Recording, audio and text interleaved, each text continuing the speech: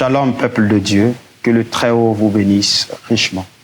Et je profite aussi, par la même occasion, vous souhaiter un bon dimanche en plein confinement. Voyez-vous que nous avions promis que nous allons revenir pour développer, faire suite à la thématique que nous avions abordée dans les émissions précédentes. Il s'agit bien sûr du choc des générations. Nous avions développé sur un point très capital, sur le cycle de réveil et des morts. Là, clairement, Frère Branham nous a montré que dans un âge, quand un âge commence, il y a une suite, il y a une succession de 4 générations. Et parce que le Seigneur Dieu, qui, dans sa miséricorde, avait voulu travailler à travers le chiffre 4 depuis la création, et nous avions vu qu'à travers le chiffre 4, c'était le jour où, le 4e jour, c'est le jour de l'apparition des astres, le soleil, la lune et tous les étoiles dans les cieux.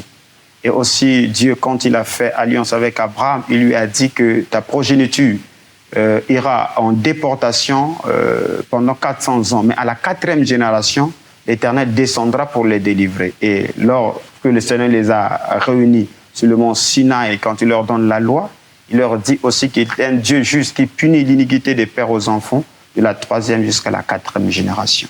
Dieu a scellé une alliance avec Jéhu en disant que ses enfants jusqu'à la 4e génération seront assis sur le trône. Nous avions vu aussi que Job, ce grand prophète, a été gracié par le Seigneur. Il a eu cette grâce de vivre longtemps et il a vu, bien sûr, les petits-enfants jusqu'à la 4e génération. Aussi, dans la fournaise ardente, le Seigneur est venu délivrer les 3 Hébreux au travers de la manifestation de l'ange du Seigneur qui était la 4e personne. Et dans le Nouveau Testament, Lazare est rentré dans la résurrection le 4e jour. Et enfin, dans Apocalypse chapitre 4, c'est là où nous voyons que l'épouse est appelée à monter dans son enlèvement au chapitre 4. Et Frère Branham dit que le nombre 4 dans la numérologie de Dieu, c'est aussi le nombre de la délivrance. Ainsi, j'aimerais que tu puisses retenir cela pour qu'un âge puisse toucher à sa fin. Il faudrait qu'il y ait la succession de ces 4 générations. Et Frère Branham nous a montré à travers l'exposé que ce cycle de réveil et de mort continue toujours et c'est un principe universel. Où il nous a démontré que si Caïn était de la lignée d'Adam, alors il devait être plus spirituel que Abel, et Abel plus spirituel que Seth, etc. Parce que plus nous avançons, chaque génération, la génération qui suit la première devient plus intelligente, mais elle s'affaiblit de plus belle. Et nous avions identifié toutes ces choses et nous avions essayé d'appliquer cela avec le temps dans lequel nous sommes, dans cet âge de la fin qui est l'âge de la Odyssée. Et pour cela, nous avons vu que, suivant cette fourchette prophétique, que l'âge de la Odyssée a commencé en 1906. Parce que 1906 commence le réveil d'Azusa Street. Et dans ce réveil d'Azusa Street, Dieu a fait, suivant le processus ou le cycle de la restauration, de la maturation du plant du blé, c'est en 1906 que nous avions atteint la restauration des dons à travers le parler en langue, et dont le premier d'ailleurs à expérimenter cela était bien sûr William Seymour, qui était un homme de couleur, bien sûr un noir. Et puisque la génération dure 40 ans, donc cette période prophétique devait s'étaler de 1906 jusqu'en 1946. Ainsi, nous voyons là la première génération suivant le cycle de réveil et de mort. Donc, la première génération, qui est la génération que nous avons identifiée aux pères batailleurs qui sont sortis de l'Égypte et qui sont morts dans les déserts, Frère Branham les a identifiés comme étant ceux-là qui ont vécu l'expérience d'Azusa Street, qui s'étale de 1906 jusqu'en 1946. Mais il y a un fait que nous avions souligné, c'est que entre les deux, il y a eu Alexandre Dowie, qui bien sûr est né en 1847 et est mort en 1907. Et avant sa mort, Alexandre Dowie a dit que viendra un temps, dans 40 ans, viendra à nouveau un grand réveil dans la ville de la cité de Zion. Mais avant cela, le pays où la ville connaîtra des débâcles et tout, et les principes de la foi seront abandonnés. Nous avons vu par là que la personne qui a été l'intermédiaire ou le lien entre William Branham et Alexander Dowie, c'est bien sûr Fred Francis Bosworth. Et là, nous avons étudié profondément qui est Francis Bosworth, que Frère Branham a considéré comme étant son père dans la foi ou son manager. Il est né en 1909 et Francis Bosworth a pris sa retraite en 1947 et en 1948, il croise William Aaron Branham et il sort de sa retraite pour finalement accompagner Frère Branham dans le grand réveil de la guérison divine qui s'est étalé de 1947 jusqu'en 1946. Parce que Francis Bosworth considérait Frère Branham comme étant la réalisation des prophéties que Alexander Dowie avait déjà annoncées. Or, c'est en 1907 que Alexander Dowie a dit qu'il y aura un réveil 40 ans plus tard. Voilà pourquoi nous avions étudié profondément dans la numérologie et nous avons compris que par là, que de 1906 jusqu'en 1946, c'est précisément parce que Dieu est dans ses nombres. L'ange du Seigneur a visité Frère Branham le 7 mai 1946, donc 40 ans après l'effusion de l'Esprit à Azusa Street. Et en 1947, et voilà, Frère Branham commence avec des tournées mondiales, avec des tournées à travers les États-Unis pour mettre en évidence, bien sûr, le réveil de la guérison divine. Donc, lorsque nous allons, depuis la prophétie d'Alexander Dowie, de 1907 jusqu'en 1947, nous avions précisément 40 ans ou une génération. C'est pour prouver ainsi que ce que Alexander Dowie avait annoncé était une réalité et cela a eu son accomplissement à travers William Marion Branham. Et pour retenir, c'est que la personne qui a été l'intermédiaire entre Alexander Dowie et William Branham, c'est Francis Bosworth. Donc à présent, nous allons étudier cette génération des pentecôtistes comme étant la génération des batailleurs et leur extermination. Parce que le Seigneur avait dit à Israël que ces gens-là n'entreront pas dans la terre promise, mais ce sont leurs enfants qui vont hériter la promesse qui leur avait été faite. Donc lorsque nous lisons même dans Malachie 4 qu'il ramènera la foi des enfants à leur père, et dans le livre des Actes, les apôtres sont en train d'interpréter que la promesse faite à leur père, eux, les enfants, ont été les héritiers. Ces choses-là ont un lien si vous creusez profondément. Mais je vais prendre une base dans l'Écriture ici, dans Nombre, chapitre 14, le verset 31 jusqu'au verset 34. J'aime tellement cette partie de l'Écriture. Les Saintes Écritures déclarent ici « Et vos petits-enfants, dont vous avez dit, ils deviendront une proie. Je les y ferai entrer et ils connaîtront le pays que vous avez dédaigné. Vos cadavres à vous tomberont dans le désert et vos enfants paîtront 40 années dans le désert et porteront la peine de vos infidélités jusqu'à ce que vos cadavres soient tous tombés dans le désert.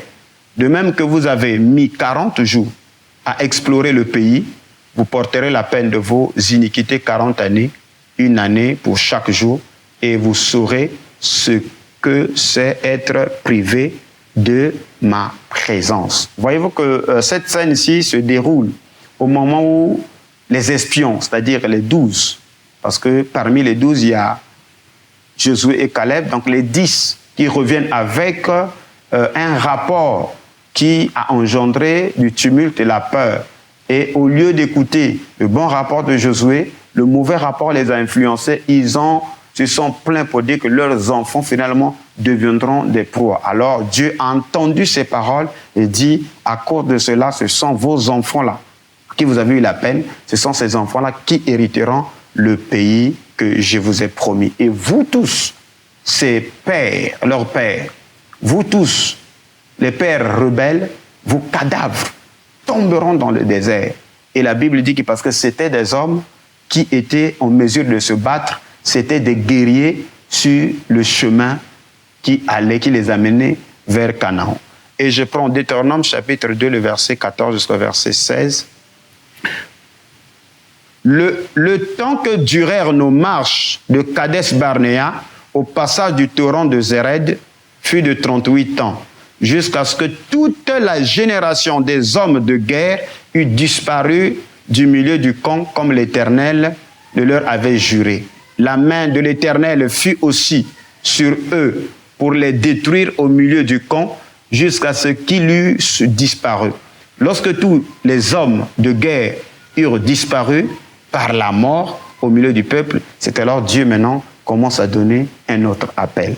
Donc, voyez-vous que ce sont des choses qui sont très profondes. Alors que Frère Branham nous a attiré notre attention pour que nous puissions nous focaliser sur le voyage d'Israël allant de l'Égypte vers le pays promis et ce qui se passe dans le pays promis. Lorsque nous aurons la maîtrise de tout l'histoire d'Israël, c'est en ce moment-là que nous allons comprendre réellement ce qui se passe à travers les âges de l'Église. Alors, je veux signaler quelque chose ici. Quand Frère Branham commence à développer le concept sur le livre de vie et le livre de vie de l'agneau, quelque part, plus bas, Frère Branham commence à montrer que ce passage, allant du livre de vie vers le livre de vie de l'agneau, est aussi un type du voyage d'Israël allant du pays d'Égypte vers la terre des Canaan. Et il montre que ce voyage-là est aussi typifié à travers tout le plan du blé. Parce que Frère Branham dit que, voyez-vous que la sémence qui tombe, qui germe, qui se reproduit à travers les pieds de blé, mais le temps de la moisson, le maître de la moisson qui vient moissonner, il ne vient pas moissonner tout le plan de blé, ni toute la tige, il vient juste prendre le grain. Et Frère Branham est en train de montrer que les enfants qui ont possédé le pays était la partie grain que Dieu avait choisi parmi tout Israël qui était sorti. Écoutez ce que Frère Branham dit là-dessus dans l'exposé de cet âge de l'Église, dans l'âge de Sardes, la page 283, Frère Branham dit « Or, la chronique de ce plan de blé, dont le but est de reproduire la sémence d'origine, en plusieurs exemplaires, c'est le livre de vie. » Je répète, l'histoire ou les chroniques de ce plan de blé, c'est le livre de vie.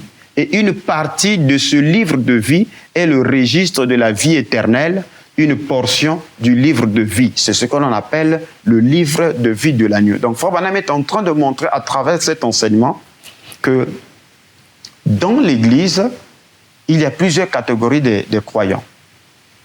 Et je ne vais pas rentrer là profondément. Il montre que dans la section livre de vie, il y a des vierges folles. Dans la section livre de vie, il y a des justes, c'est-à-dire des gens qui sont venus en aide à l'épouse, qui vont hériter le royaume. Dans la section livre de vie, il y a même les 144 000 et aussi les âmes qui ont été mises à mort durant la période allant de la croix jusqu'à la Shoah, c'est-à-dire la grande tuerie pendant l'Holocauste. Dans la section livre de vie, il y a des âmes comme Nicodème, comme Gamaliel, qui n'ont pas combattu l'épouse, mais qui hériteront le royaume de Dieu sans même passer par la nouvelle naissance. Et donc tout ça, il forme la partie qui est le plan de blé. Mais dans ce livre-là, il y a une section, il y a une portion qui est réservée qu'à la race élue, qui est la partie épouse. Il continue. La sortie d'Égypte du peuple d'Israël est une image parfaite de cela. Ils sont partis au nombre d'environ 2 millions. Tous ont échappé par le sang du sacrifice. Tous ont été baptisés dans la mer Rouge. Tous sont sortis de l'eau, bénéficiant des manifestations et des bénédictions du Saint-Esprit. Tous ont mangé la nourriture des anges. Tous ont bu au rocher qui les suivait. Pourtant tous, à quelques rares exceptions près, n'étaient rien de plus que des porteurs pour leurs enfants qui devaient les suivre et entrer dans le pays de Canaan. Car tout Israël n'est pas Israël, et tous, à part une infime minorité, ont vu leur nom effacé du livre de vie. Donc c'est très capital ici, dans cet enseignement. Donc William Branham est en train de montrer comment les générations s'en suivent. Ainsi, la première génération, qui est la génération des hommes valides, des guerriers, des batailleurs qui sont sortis de l'Égypte, arrivés dans le désert, ce sont ceux-là qui ont eu toujours l'envie de repartir dans le désert. Voilà pourquoi en Égypte. D'où, à chaque instant, dès qu'il y avait un problème, ils ont toujours le désir, si c'est le cas, nous repartons en Égypte. Donc, ils étaient sortis de l'Égypte, mais l'Égypte n'était jamais sortie au-dedans d'eux. Et Frère Branham dit que voilà pourquoi arriver là, après le rapport des espions, c'est l'erreur fatale. Lorsqu'ils ont montré leur mécontentement, et Dieu a pris une résolution qu'ils n'entreront pas, et Dieu les a gardés là pendant 38 ans, en train d'errer dans le désert, jusqu'à ce que tous les hommes de guerre soient exterminés. Et Frère Branham me dit que durant le temps qu'ils sont restés là, en train d'errer leur temps d'errance, ça ne voulait pas dire que Dieu n'était pas avec eux, que Dieu ne les bénissait pas. Au contraire, Dieu les avait grandement bénis. Mais ils vivaient dans la distraction. Voilà pourquoi Paul nous dit dans 1 Corinthiens 10 que et le peuple sortit, s'assit, mangèrent, buvèrent et se divertirent. Donc le divertissement est l'une des causes ou des indices qui montrent que Dieu vous garde dans une période d'errance. Voilà pourquoi je suis en train d'attirer votre attention. Je dis que le divertissement, ça amène la mort. Et aujourd'hui, c'est quand Dieu veut exterminer une génération, il ne les tue pas physiquement. Ils sont des pasteurs, ils sont des grands leaders, ils ont des grandes églises, mais ils n'ont plus l'étincelle du réveil, ils sont déjà morts spirituellement. Je vais lire Frère Branham ici pour vous montrer quelle a été la cause qui fit que ces gens-là, toute cette génération-là, soient exterminés. Mais j'aimerais que tu puisses comprendre, retenir que cette génération, la première génération qui est sortie du désert aujourd'hui dans ce tâche de la Odyssée, c'est la génération qui a vu les fusions de l'esprit le jour où le réveil d'Azusa a commencé en 1906 et cette génération arrive jusqu'en 1946. Et Dieu est obligé d'envoyer son ange pour visiter William Branham afin de démarrer le réveil de la nouvelle génération. Parce qu'en ce moment-là, dans la deuxième génération, Frère Branham jouera le rôle de Josué.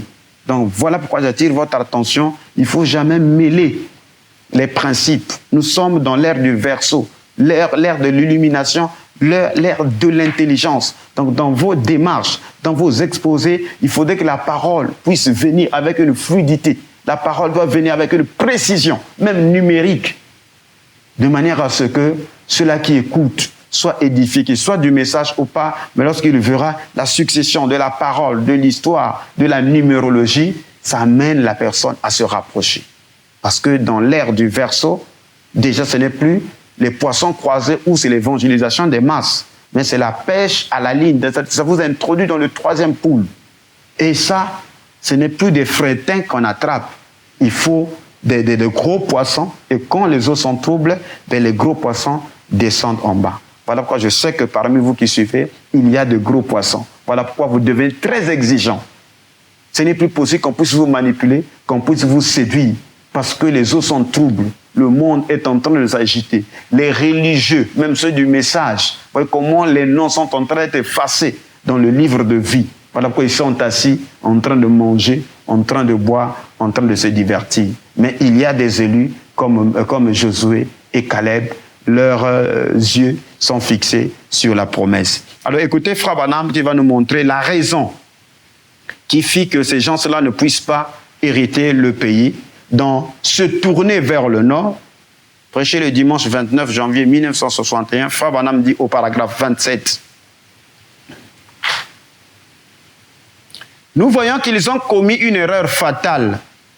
Ils se sont rassemblés, ils ont rassemblé un important groupe de batailleurs.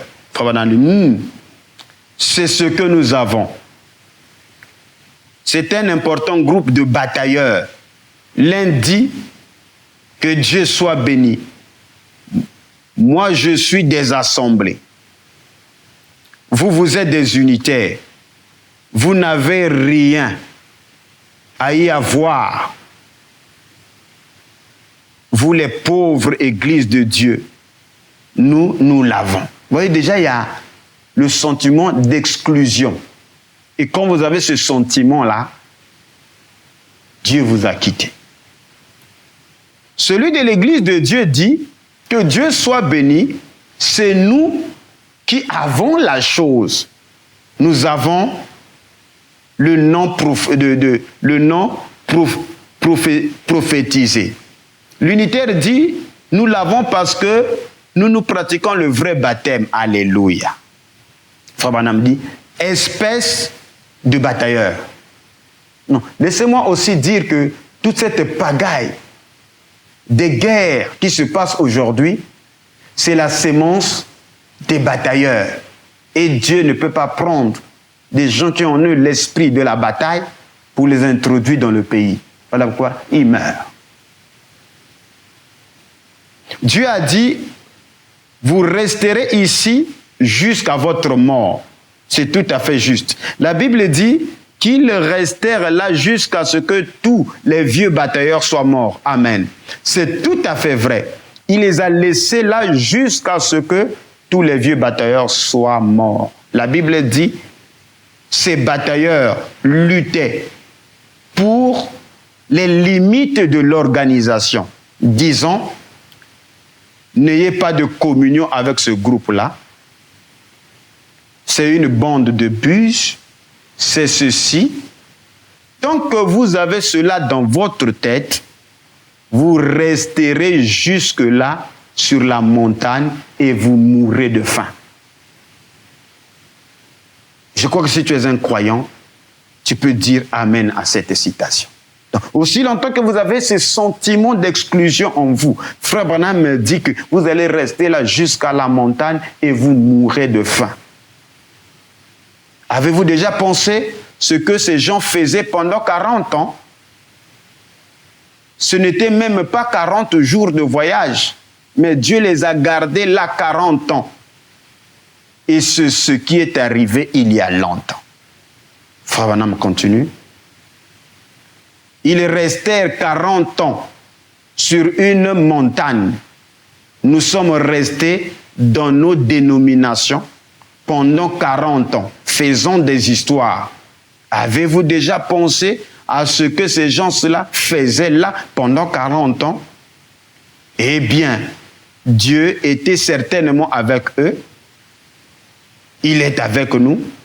Il nous a fait 40 ans là et ils ont élevé des enfants. Dieu les a fait prospérer. Ils ont eu des bonnes récoltes. Ils ont fait beaucoup de bonnes choses là, comme construire les églises et tout ça, faire même des télévisions. Dieu les a bénis et il les a guéris de leurs maladies. Il n'y avait pas une seule personne faible parmi eux à leur sortie du désert. Mais il les a laissés demeurer là jusqu'à ce que cette bande de vieux batailleurs soit passée ou soient tous morts. Donc Dieu, pour exterminer une génération de batailleurs, il ne les a même pas privés de sa gloire. Logiquement, physiquement, financièrement, socialement, ils ont prospéré. Et Dieu les a gardés là, voyez-vous, sans évolution, sans un objectif, sans un but à atteindre. Ils vivaient du jour au lendemain. Et je vois ce même sentiment aujourd'hui. Voilà pourquoi je vous ai dit, depuis 2015 jusqu'à aujourd'hui 2020, la majorité des prédicateurs ont été séduits par Satan ou leurs recherches ont été canalisées. Et vous voyez qu'aujourd'hui, dans le courant du message, vous voyez que les débats sont contrôlés par Satan. Parce qu'ils ne font pas de recherche. Voilà pourquoi vous voyez qu'il n'y a pas de gens qui transcendent. Il n'y a pas de ministères qui viennent avec la nouveauté. Vous sentez que la parole, les prédications commencent à fatiguer des gens. Parce que vous sentez, c'est le vieux vin. Ça ne produit plus de la stimulation. Mais qu'est-ce qui est arrivé? C'est parce que les gens sont restés autour de la même montagne. La seule chose, les seules recherches que les gens font aujourd'hui, c'est soit pour aller attaquer ceux-là qui écoutent les bandes, et ceux-là qui écoutent les bandes, Ils font des recherches dans l'objectivité d'aller attaquer les prédicateurs qui continuent à prêcher. Et ils sont là autour de cette montagne. Ils n'avancent pas. C'est criard. C'est criard. Voilà pourquoi il n'y a pas l'excellence. Il n'y a pas la lumière. Vous sentez que les gens sont en train d'utiliser la vieille technologie des poissons croisés alors qu'aujourd'hui, le soleil est rentré dans la case du verseau. Mais ils n'arrivent pas à avancer. Écoutons Frère Branham et nous allons terminer au paragraphe 33. C'est exactement ce qu'il a fait aujourd'hui. Il nous a établis et on s'est joint aux assemblées, on s'est joint à l'église de Dieu, on s'est joint ceci, on s'est joint à cela, et on s'est joint, jusqu'au moment où on s'établit ici, on a élevé des enfants, et on a acheté des Cadillacs, vous voyez, et on a prospéré dans les affaires, et tout le reste. Mais les 40 ans sont écoulés, dit Frère Branham. Frère, une nouvelle génération s'est levée. C'est vrai, un Josué s'était levé un jour. Alors, remarquez comment Frère Branham est en train de montrer ici. Il est en train d'attaquer la génération qui vient de passer en son temps. Il montre que depuis le réveil d'Azusa Street jusqu'en 1946, Dieu l'a visité. Et la visitation de l'ange vers Frère Branham, c'est pour élever Frère Branham afin qu'il prenne la position de Josué pour conduire la nouvelle génération. Et Frère Branham dit ici, voyez, la vieille génération, qui sont les pères batailleurs, ils ont prospéré socialement, financièrement. Ils ont même eu des Cadillacs. Ils ont construit des plus belles des cathédrales, les plus grandes congrégations. Mais Frère Branham dit que les 40 ans viennent de s'écouler. Et Dieu a pris la résolution qu'aucun d'eux ne rentrera dans le pays. C'est l'extermination de la première génération. Et que fait Dieu? Dieu suscite un Josué qui s'élève avec une nouvelle énergie, avec une nouvelle force, avec une nouvelle inspiration. Et le but réel, c'est de traverser le Jourdain afin d'amener le nouvel placement, un placement nouveau de la nouvelle génération. Voilà pourquoi Frère Branham dit que nous rentrons dans un autre Éphésien. Et je vous promets que je reviendrai pour mettre de l'ordre sur cette affaire d'un autre Éphésien, parce que d'aucuns ont pensé un autre Éphésien, ça sera un prédicateur. Tout ceci, c'est les idées reçues. Mais l'heure est arrivée où chaque élément doit être replacé à sa juste place. Ainsi, pour conclure, c'est que la première génération a été exterminée et s'est étalée de la période allant de 1906 jusqu'en 1946. Et William Branham a bel et bien été le Josué qui a été oint le 7 mai 1946 pour commencer le nouveau réveil. Au reste, que le Seigneur Jésus-Christ vous bénisse richement et à la prochaine fois, nous viendrons pour faire la suite.